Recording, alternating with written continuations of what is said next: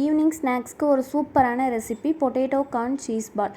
Super டேஸ்ட்டாக இருக்கும். நீங்களும் ட்ரை பண்ணி பாருங்கள். இப்போ வாங்க எப்படி செய்கிறதுன்னு பார்க்கலாம். இதுக்கு வந்துட்டு 3 உருளைக்கிழங்க நாளாக கட் பண்ணி நல்லா வாஷ் பண்ணிவிட்டு குக்கரில் சேர்த்துட்டு கொஞ்சமாக உப்பு தண்ணி சேர்த்து குக்கர் மூடி போட்டுடலாம். ஒரு 5 விசில் வரைக்கும் வச்சு எடுத்துக்கலாம். அதுக்குள்ளே பார்த்தீங்கன்னா கார்ன் எல்லாமே இந்த மாதிரி உதிர்த்துட்டு சுடு தண்ணியில் போட்டு பாயில் பண்ணி எடுத்துக்கலாம்.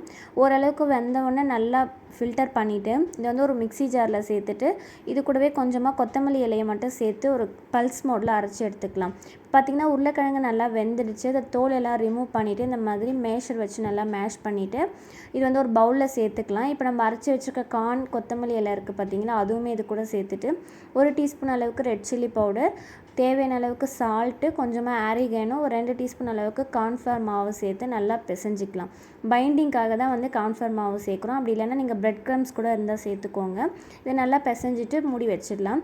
இப்போ இதுக்கு வந்து கோட்டிங்காக வந்து பார்த்திங்கன்னா 2 டீஸ்பூன் அளவுக்கு மைதா மாவு, கொஞ்சமாக சால்ட்டு, தண்ணி சேர்த்து நல்லா கரைச்சி எடுத்துக்கலாம். நெக்ஸ்ட்டு ஃபில்லிங்காக நான் வந்து மொசரல்லா சீஸ் தான் எடுத்திருக்கேன். உங்கள்கிட்ட க்யூப் சைஸில் சீஸ் இருந்தாலும் எடுத்துக்கோங்க. இப்போ பார்த்திங்கன்னா எல்லாமே ரெடியாக இருக்குது. ஃபுல்லாக அசம்பிள் பண்ணிடலாம். இப்போ பொட்டேட்டோ கார்னை வந்துட்டு நல்லா இந்த மாதிரி தட்டிட்டு உள்ளே வந்து ஃபில்லிங்காக சீஸ் வச்சு பால் மாதிரி பிடிச்சி எல்லாமே அதே மாதிரி ரெடி பண்ணி எடுத்துக்கலாம்.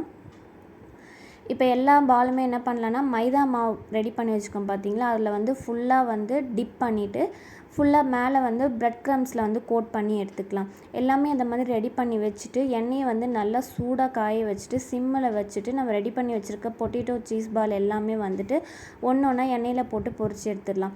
சிம்மிலே வச்சு பொரிச்சு எடுங்க. ஏன்னா நம்ம உள்ளே சீஸ் வச்சுருக்கோம்ல, அது வந்து வெளியில் வந்துடும். ஸோ மேலே கோல்டன் ப்ரௌன் கலர் ஆனதுக்கப்புறமா எடுத்து சர்வ் பண்ணோன்னா சூப்பர் டேஸ்ட்டாக இருக்கும்.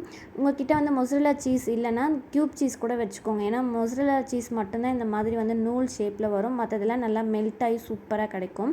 ஸோ நீங்களும் இதே மாதிரி ட்ரை பண்ணி பார்த்துட்டு எப்படி இருக்குன்னு கமெண்ட்டில் சொல்லுங்கள். இந்த வீடியோ பிடிச்சிருந்தா லைக் பண்ணிக்கோங்க. நம்ம நெக்ஸ்ட் வீடியோவில் பார்க்கலாம். பாய்.